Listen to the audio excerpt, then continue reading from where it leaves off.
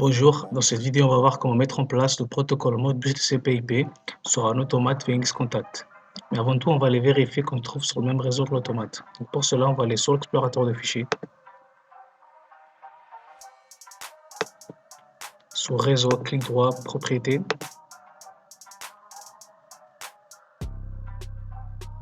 Sur modifier les paramètres de la carte, propriété.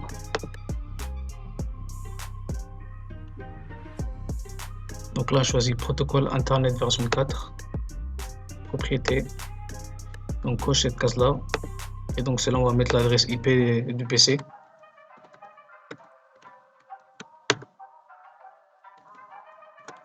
Et on n'oublie pas de rajouter le masque. Puis sur OK. Donc maintenant, on va vérifier qu'on se trouve bien sur le même réseau avec la commande ping sur la vidéo commande.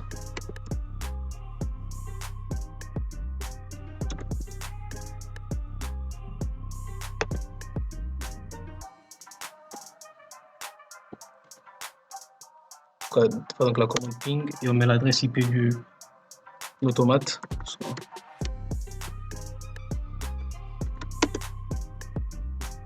Donc voilà, on a une réponse de la part de l'automate.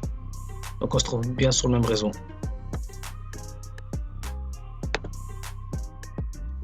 Donc avant d'aller sur le logiciel PLC Next, il faut savoir que Phoenix Contact a mis à disposition un programme qui a déjà mis en place le protocole Modbus TCP/IP. Donc on pourra télécharger et le réutiliser. Il faudra juste faire quelques modifications et rajouter donc le programme qu'on voudra faire, plus quel automate on utilise. Pour cela, on va aller sur le navigateur.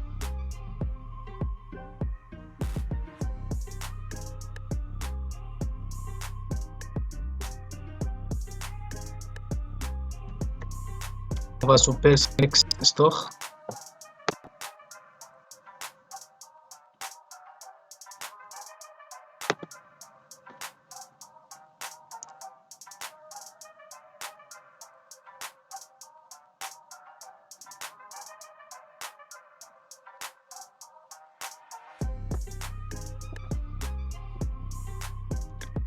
Donc là, sur la barre de recherche, on va taper Modbus.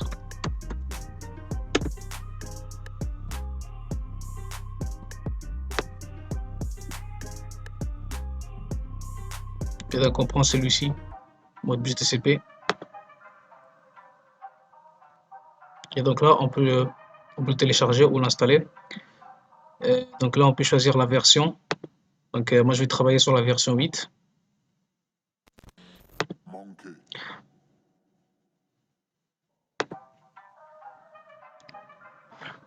Donc ensuite, on va aller ouvrir le fichier qu'on vient de télécharger. Donc il se trouve sur l'explorateur de fichiers, sur le disque dur, sur utilisateur, public, sur document public, sur Phoenix Contact librairie.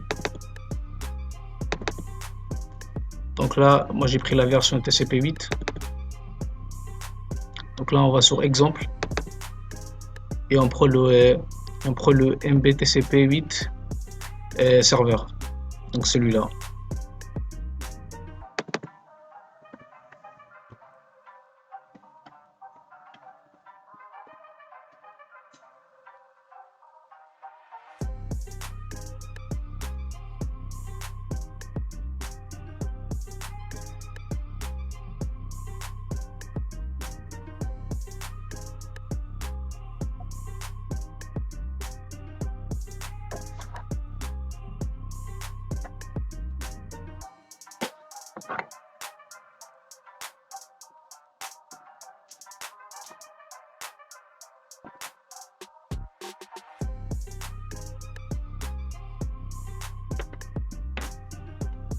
Donc après avoir ouvert le fichier, on va aller vérifier qu'on se trouve sur la même version que l'automate qu'on utilise. Donc pour cela, on va cliquer sur l'automate. Et donc là, on peut voir la version. Donc là, on a la version 2020, alors que moi, j'utilise la version 2019. Donc on va la modifier. Donc pour cela, on va aller sur Network, sur Access Control, sur Device, Phoenix Contact, sur Access Control, Controller, Et donc là, on a tous les automates. Donc je vais prendre le même automate, mais juste je vais prendre la version 2019. Donc là, je vais sélectionner. Je vais aller sur l'automate, je vais faire clic droit. Et je vais aller sur Replace.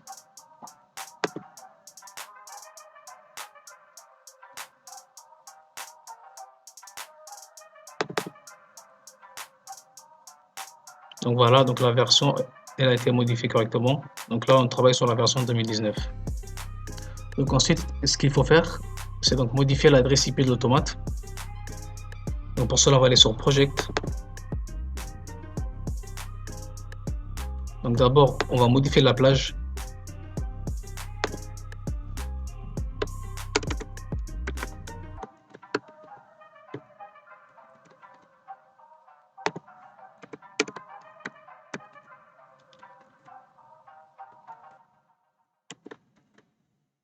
Ah.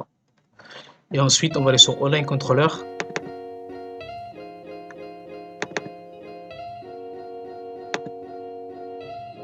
Et là, on va mettre l'adresse IP de l'automate.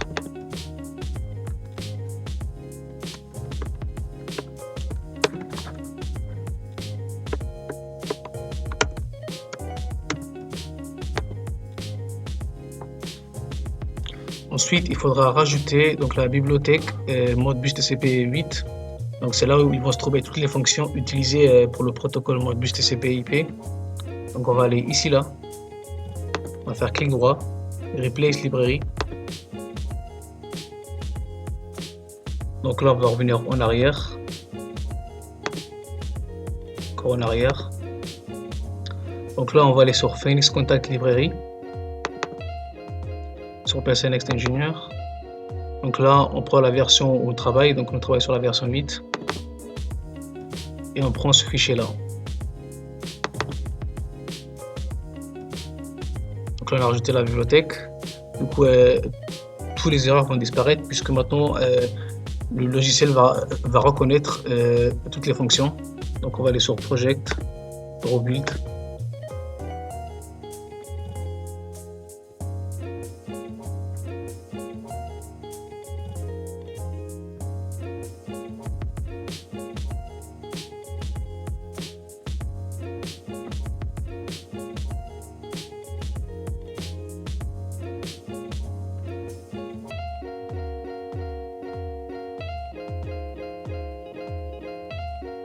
Donc voilà, il ne reste plus aucune erreur.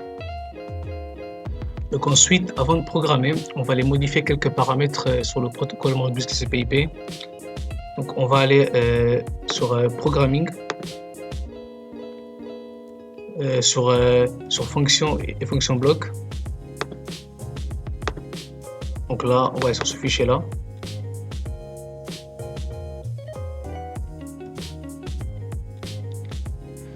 Du coup là, on va mettre la deuxième variable et la troisième variable à true.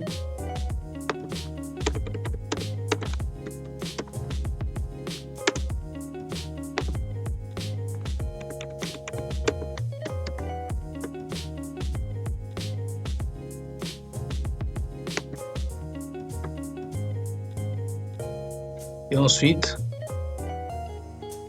donc cette partie-là, donc elle ne sert à rien. Du coup, on va la mettre en commentaire.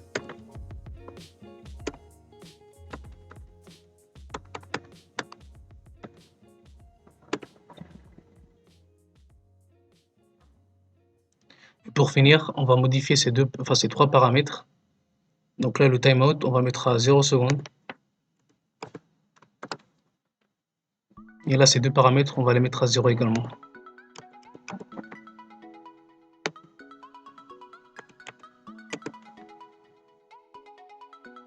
Donc voilà le petit programme que j'ai créé.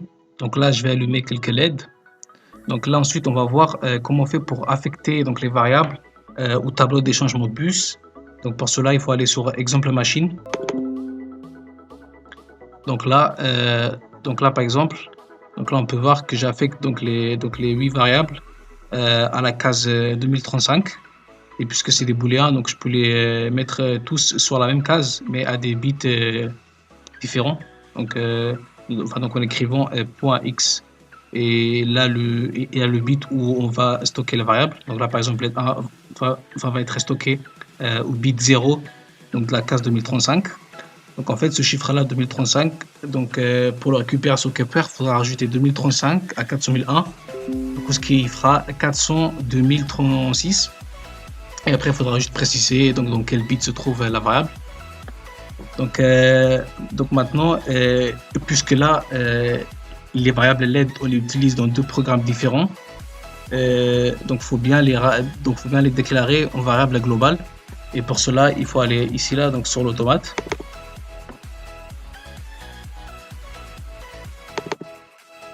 Donc sur data list. Et là, on peut voir, j'ai créé des variables. Et là, je les déclare en global. Et donc ensuite, pour les réutiliser sur les programmes, il faudra les redéclarer, mais cette fois-ci en external. Voilà, comme ceci. Et pareil sur l'autre programme. Donc là, je les redéclare en external.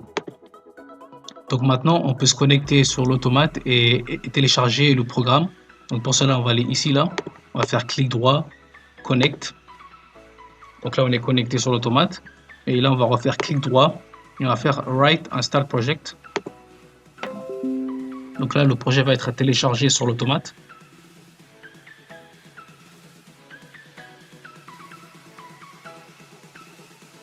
Donc une fois téléchargé, on peut passer sur Kepler. Donc ensuite, on ouvre Kepler.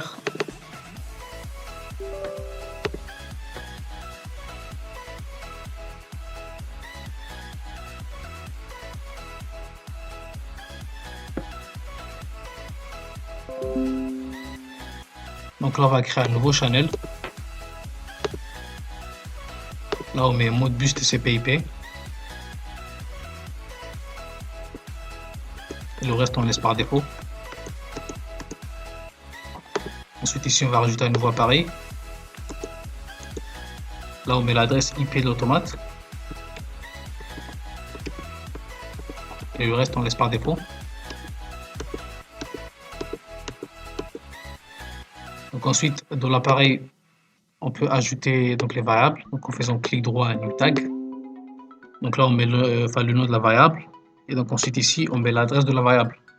Donc là, comme j'expliquais précédemment, donc il faut rajouter 400 001 à 2035, puisque j'ai mis toutes mes variables à la case 2035. Du coup, ça fait 400 2036. Et puisqu'on a plusieurs variables sur la même case, donc il faudra les différencier avec les bits. Donc en faisant .0, .1, .2, .3. Du coup là, j'ai déjà créé un channel avec toutes les variables. Donc il est ici. Donc, voilà, donc là j'ai toutes les variables. Donc on peut voir donc l'adresse est 400 2036 avec le bit où se trouve la variable.